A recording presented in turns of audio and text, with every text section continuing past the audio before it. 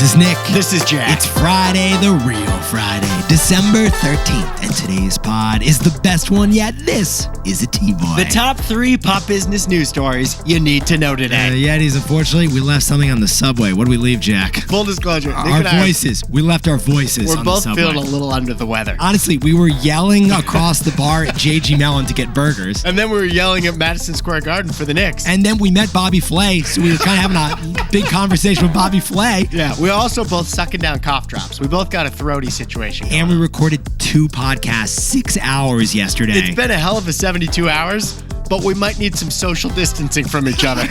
Honestly, glad I lost the voice. It was so much fun, Jack. We still got a T-Boy. Yeah, these 3 stories for today's T-Boy. What do we got on the pod, Jack? For our first story, it's chess.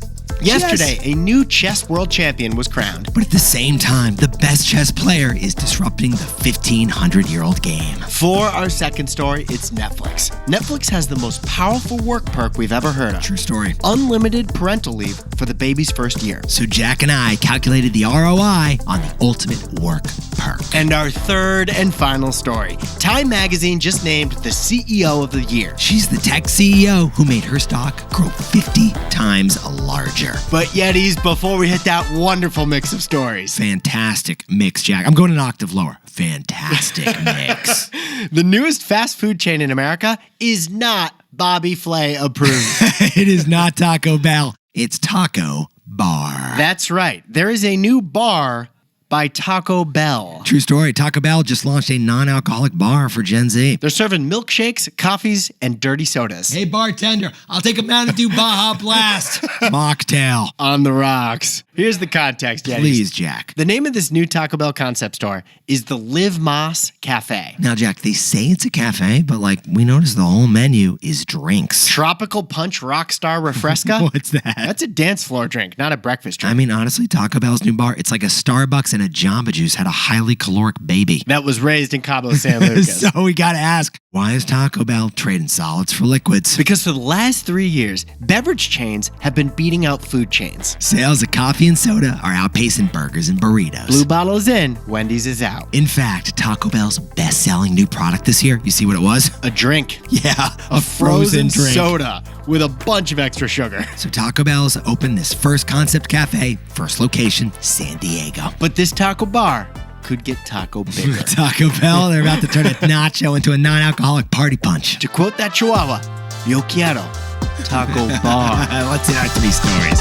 15 years before this song, 2 boys from the Northeast met in the dorm. They had an idea that caused a cultural storm. It's the best one yet, but the best is the norm. Jack, Nick, that's it.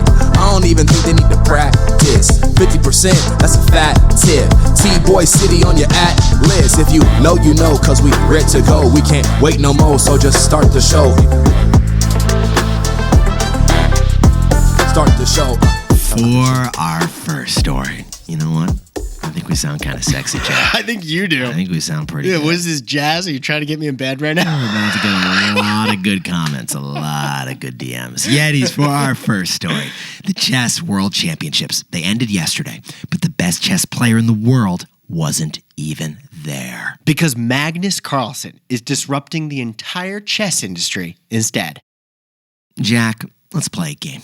Name a famous chess player. Actually, everyone listening, name a famous chess player, right? Chances are you can only name one famous chess player. Who's that? Bobby Fischer. Or the lead character in Queen's Gambit. That's the only other option you got. Bobby Fischer is the American chess player who in the 70s ended the Soviet Union's 24-year streak of chess domination. Chess, it now carries less geopolitical weight than during the Cold War, but the World Chess Federation still holds a championship every year. And yesterday, India's Gukesh Dumaraju beat defending champ Ding Liren of China. It was a 14-day, 14-game marathon. It was some hardcore pawn. Sit down, stand up, and stay seated because it's 14 games over 14 days.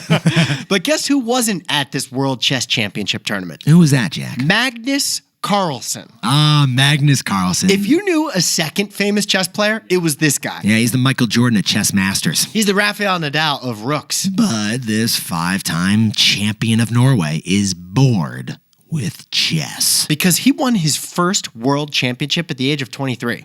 In his career, he's never lost a World Chess Championship match. Ever. So 2 years ago, he retired as the defending champ. Interestingly, we discovered that instead of playing in the World Championships, this former champion is busy playing 3 games we'd never heard of. 3 different types of chess. There's rapid chess, blitz chess, and random chess. All right, Jack, you gotta explain these 3 because we'd never seen it before. Rapid chess gives each player only 15 minutes to make all their moves. Checkmate in 30 minutes. Blitz chess gives each player just 3 minutes to make all their moves. Sorry, no bathroom breaks. If traditional chess is a movie, then rapid chess is like a YouTube video, Yeah. and blitz chess is a TikTok. I can see that.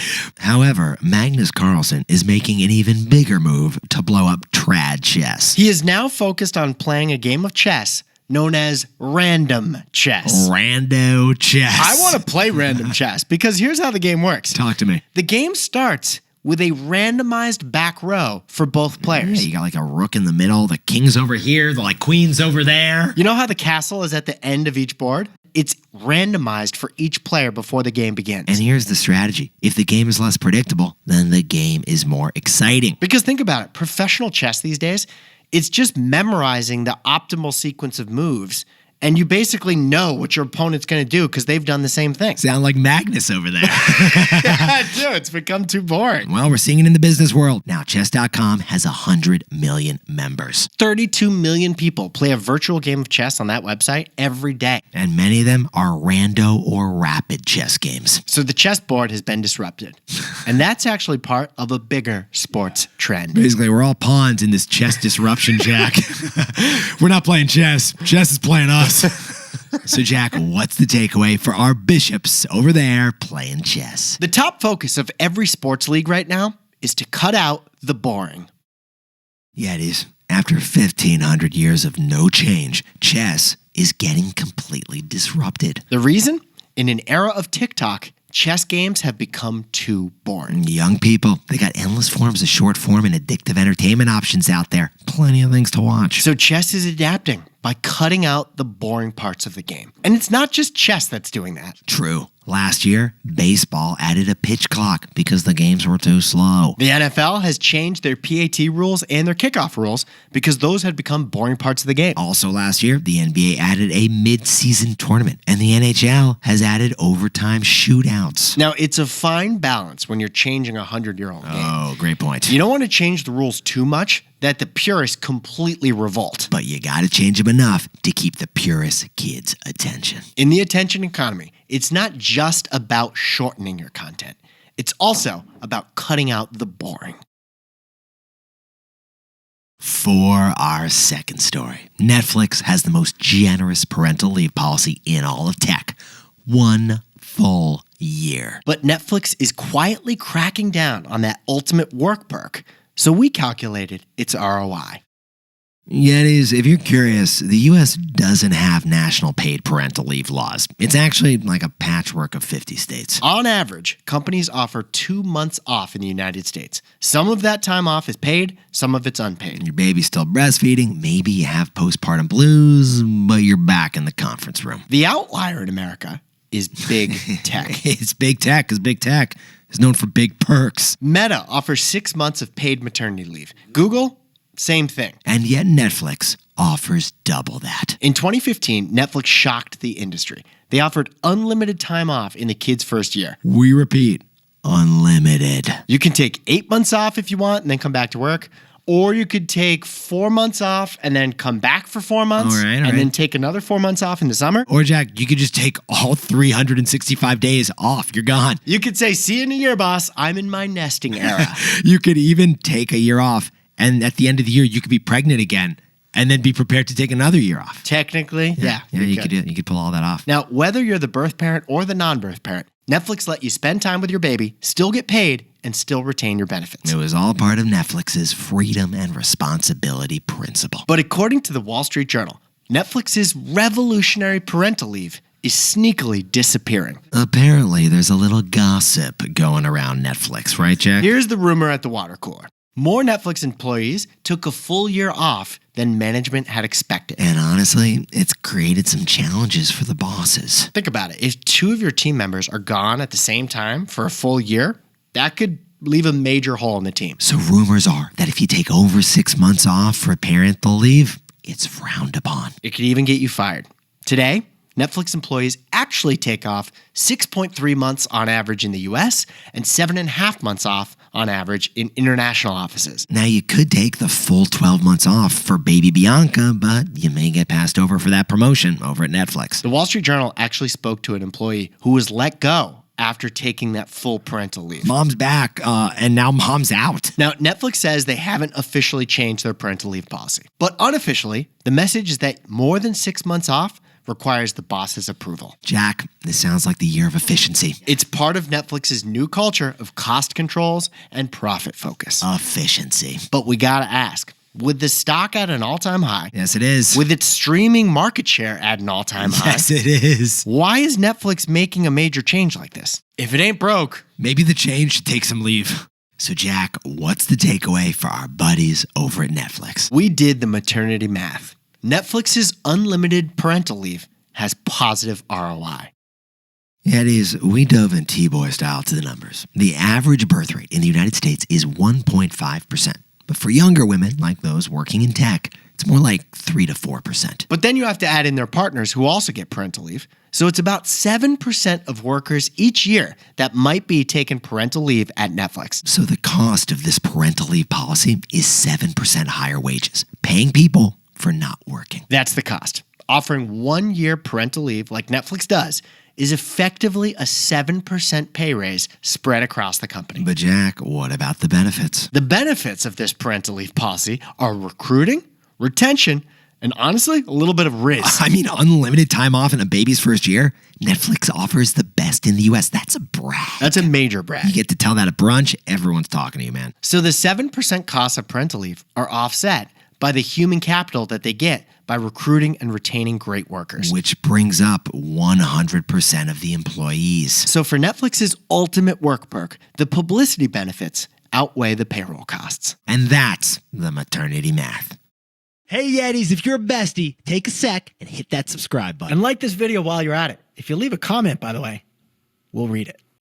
For our third and final story, Time Magazine just named the CEO of the year, and it's Lisa Su. Because Lisa Su runs the second largest chip company in America, and she's grown it by 50x. 97 years. That's a long time. Magazine's editor has been picking people of the year over there. And why do they pick people of the year in the first place? Well, it's actually kind of a funny detail, Jack. The editors of Time noticed that no news happens during the holidays. It's slow. So they created the biggest news event of mid-December. And what's the actual criteria for Person of the Year? According to Time Magazine, it's the person who most affected the news and our lives, for good or for ill, and embodied what was most important about the year. Well, yesterday, Time announced that Donald Trump has been selected second time Person of the Year. He is the 16th person to be chosen twice. And there's actually one person who's been chosen 3 times. FDR, because he was president all the time.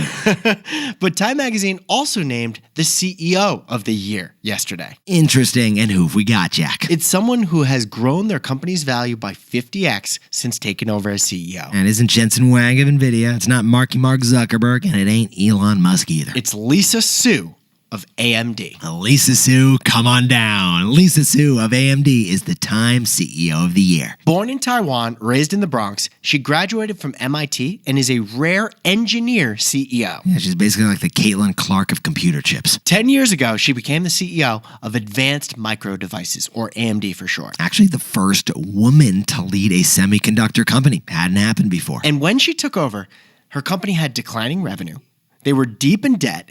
They had 25% of their company recently laid off, and the stock price was just $3 a share. Okay, so 10 years ago, what did Lisa do, Jack? She whipped up a controversial turnaround plan. This was not what anyone expected at that time. Instead of making many different kinds of chips for multiple different types of customers, she dedicated the company to being best in just one chip. We're doing one chip, one fancy Louis Vuitton of chips. And that one chip was for cloud computing, and it was called Zen. Zen.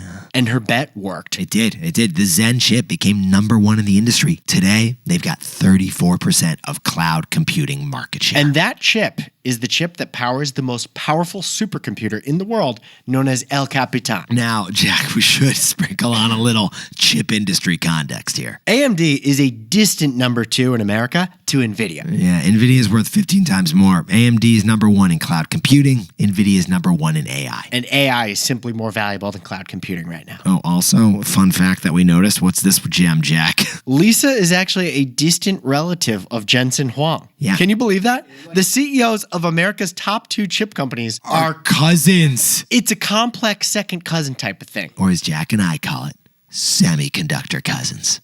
So, Jack, what's the takeaway for our buddies over at AMD? Quantify yourself. Find your hero stat. Yetis, AMD has grown 50x under Lisa's watch, from a $4 billion company to a $200 billion company. That number, 50x, is her hero stat. Yes, it is. It's the most demonstrable example of her accomplishments. The Time editors and the Time readers, they focus on that 50x return as to why Lisa is the CEO of the year. And this whole thing is a reminder that to get recognized for your accomplishments, having numbers to support your case really helps. Now, only CEOs have a metric as clear as stock prices. Pretty good to be the CEO. To find your metric, you might have to get a little creative. Not everyone's job has quantifiable results, but it helps to include a quantifiable metric in your year-end review. Maybe it's an NPS rating for the product you work on. Maybe it's a percentage change from last year in the thing you're working on. Or maybe it's blank number of blanks that I created in the past year. We're looking at our number of downloads. You may be looking at your Slammin' Salmons. Maybe you can create a survey to measure results that way. I like this, Jack. And create your own new metric. I surveyed everyone at the company, and everyone really likes me. No, that could literally It's work. true. It's I'm really liked, so don't get rid of me. I'm really liked, so I should be VP. It's a critical part of your case for deserving a raise, a promotion, or an award. We're talking about your hero stat. So besties, Yetis, go quantify yourself. Jack, could you whip up the takeaways for us for the real Friday? Magnus Carlsen skipped the World Chess Championships because he prefers random chess. The focus of every sports league right now is cut out the boring. For our second story, it's Netflix. They offer best-in-class 1-year parental leave, but it's quietly cutting that benefit in half. But we did the maternity math. Netflix's unlimited parental leave has positive ROI. And our third and final story is AMD's Lisa Su. She's Time Magazine's CEO of the year because her stock has risen 50x since she took over. And that is her fantastic hero metric. It's the value of quantifying yourself.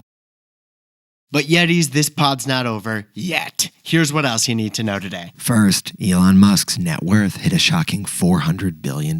No human has ever hit that number. The reasons? Tesla and SpaceX have both soared in value since the election. Tesla is up 66% since November 5th, as he is so close to the president. And for the same reason, SpaceX's valuation has soared to $350 billion. And second, we actually had an IPO on Wall Street. Service Titan, they went public. The biggest IPO since Reddit at the beginning of the year. Service Titan stock actually jumped 43% on day one. This is a software for home contractors, construction projects, and HVAC guys. And finally, the most valuable sports team in America.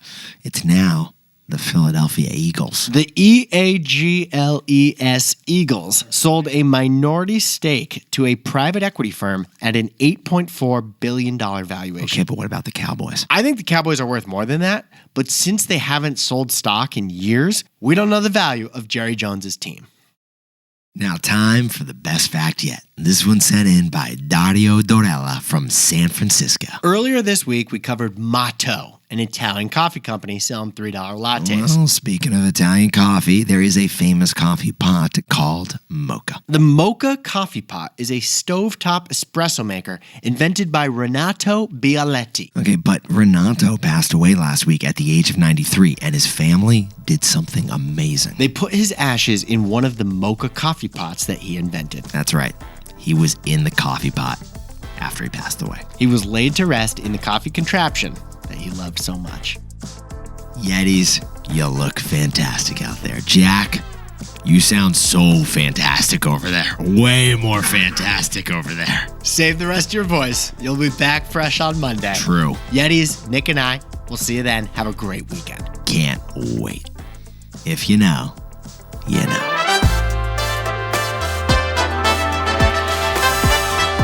And before we go, Jack, why don't you whip up the shout-outs today? Happy birthday to Yeti and Swiftie Mark Leneville, who's turning 73 over in Missouri. Happy 11th birthday to Joaquin Ibarra, who's going to Disneyland for the best birthday yet. This kid's been a listener since he was 7. And happy birthday to Andy Kassler in Washington, Illinois. And Jane Eve is turning 40 years old with her husband and 3 kids in El Cajon, California. Happy 2-year anniversary to Adriana Barna, who's celebrating with her husband and her daughter Emily in Salt Lake City. And congratulations to the University of Florida Gators Gainesville MBA 1-year program, who is graduating right now down in Florida. Get ready, Jack. We actually got a bunch of MBA graduates. Congratulations to Caitlin Skinner, who just graduated with an MBA down in Texas. And congratulations to Mishkat Lightwalla, who just graduated with a 4.0 grade point average from an executive MBA program. And to anyone else celebrating something today, make it a TBOY. Celebrate the wins.